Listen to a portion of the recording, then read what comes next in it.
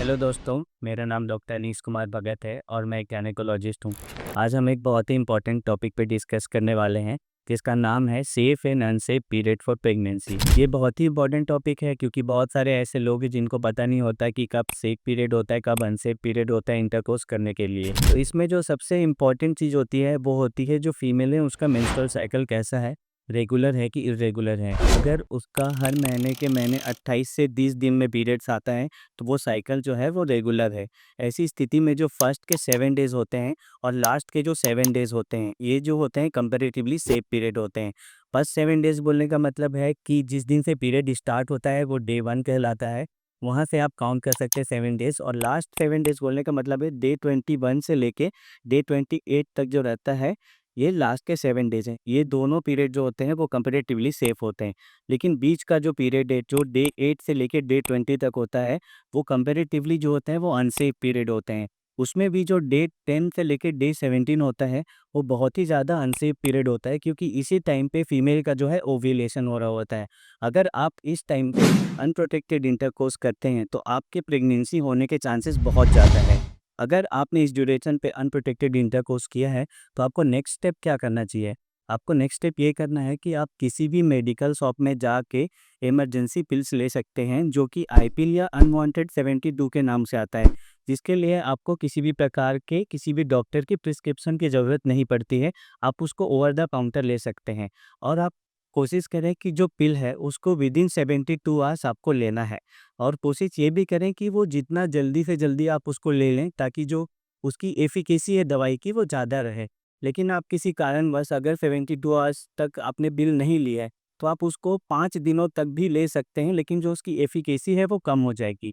अगर आपको मान के चलिए कि आपने जो है अनसेफ पीरियड पे इंटरकोर्स किया है, तो आपको आईपिल लेनी थी, लेकिन आपने आईपिल वगैरह नहीं ले पाई, तब आपको नेक्स्ट स्टेप क्या करना है? आप अपने पीरियड्स आने का वेट कर सकते हैं। जो भी डेट पे आपका पीरियड्स आने वाला होगा, आप उस तक वेट कर सकते हैं, या तो उसके 1 या 2 दिन एक्स्ट्रा।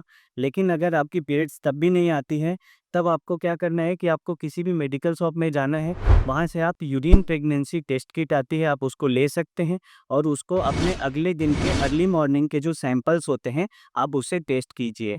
अगर उस टेस्ट किट में आपके 2 डार्क लाइन आते हैं, मतलब कन्फर्म है कि आप प्रेग्नेंट हैं, और अगर उस किट में सिंगल लाइन आता है, मतलब कि प्रेगनेंसी नहीं है, तो आप अपने पीरियड्स आने का अगले 7 दिनों तक वेट कर सकते हैं। लेकिन अगर कोई भी लाइन नहीं आता है, मतलब वो टेस्ट जो है वो इनवैलिड है, मतलब आपने सही तरीके से वो टेस्ट को नहीं किया है, तो फिर आपको फिर से दोबारा किट लाके वो टेस्ट को करना पड़ेगा। लेकिन अगर 2 लाइन आती है और प्रेगनेंसी आपकी कन्फर्म होती है, तब आपको नेक्स्ट स्टेप क्या करना है? तब सबसे महत्वपूर्ण होता है कि आपको घबराना नहीं है। आप किसी भी near by government authorised hospital या तो किसी गायनेकोलॉजिस्ट से जाके मिलें। आपको ये कभी नहीं करना है कि आप किसी भी मेडिकल शॉप में जाएँ और वहाँ से आपने एमटीबी पिल खरीद लिया या तो कोई भी एबॉर्शन किट खरीद लिया और उसको खा लें। क्योंकि कई बार ऐसा होता है कि जो बच्चा है, वो बच्चादानी में ना ठहर करके ट्यूब में ठहर जाता है, और अगर ऐसी स्थिति में आपने बिना किसी डॉक्टर के प्रिस्क्रिप्शन के अगर वो दवाई खा ली, तो वो ट्यूब के रप्चर होने के चांसेस बहुत ज़्यादा हो जाती है और फिर वो आगे चल के आपको खतरा पैदा कर सकता है। इसीलिए कभी भी अगर अनवांटेड प्रेगनेंसी है, तो आपको हमेशा आपके नियर बाय गायनेकोलॉजिस्ट के पास जाके दिखाएँ, ताकि वो सोनोग्राफी करके पहले ये कन्फर्म कर सके कि जो प्रेगनेंसी है वो कहाँ है और आपको सेफ एबॉर्शन के बारे में वो बता सके। क्योंकि अगर आपकी उम्र 18 वर्ष से ज़्यादा है, तो आप किसी भी गवर्नमेंट ऑथराइज्ड हॉस्पिटल या तो किसी भी मेडिकल कॉलेज में जाके अपना एबॉर्शन करा सकते हैं। अगर आपको मेरी ये वीडियो इन्फॉर्मेटिव लगती है तो प्लीज़ मेरे यूट्यूब चैनल को सब्सक्राइब करें और ज़्यादा से ज़्यादा लोगों तक शेयर करें, ताकि मैं और इन्फॉर्मेटिव वीडियो आप लोगों के लिए बना के लेके आता रहूँ।